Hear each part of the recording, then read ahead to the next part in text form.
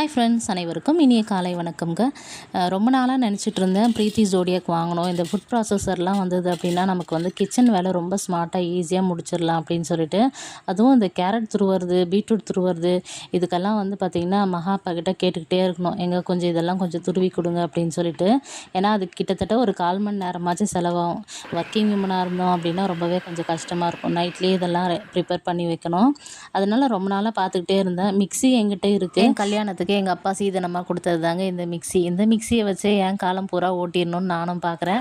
Repair ஆகும், அப்பப்போ coil போயிடும், அப்பப்போ அதை ரிப்பேர் பண்ணி எடுத்துகிட்டு வந்து திரும்பவும் வந்து யூஸ் பண்ண வேண்டியது. ஒயிட் கலரில் இருந்த மிக்ஸி மேலே இருக்கிற பாடி ஃபுல்லாக எல்லோ கலர்லேயே மாறிடுச்சுங்க. இதுக்கப்புறம் இதை யூஸ் பண்ண வேணாம்னு நினச்சேன். ஆனால் நான் கொடுத்த இல்லைங்களா ரிப்பேருக்கு, அவர் என்ன பண்ணார், மேலே இருக்கிறத மட்டும் மாற்றிடலாங்கன்னு சொல்லிட்டு டாப்பை மாற்றிட்டு நல்லா பளிச்சுன்னு உஜாலா சொட்டு நீளம் போட்ட மாதிரி ஒயிட்டாக கொடுத்துட்டாருங்க. இதுக்கப்புறம் இந்த மிக்ஸியை மாற்ற மனசே வராது.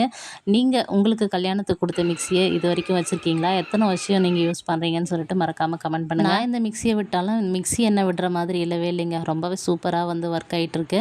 அந்த ஃபுட் ப்ராசஸரும் ரொம்ப சூப்பராக வந்து பார்த்திங்கன்னா ஒர்க் ஆகுதுங்க. இந்த ஜாருக்கு 10 out of 10 கொடுக்கலாங்க. அந்த அளவுக்கு சூப்பராக பெர்ஃபார்ம் பண்ணுது. எல்லா வேலையும் முடிச்சுட்டு 1/2 மணி நேரத்தில் நானும் கிளம்பிட்டேங்க.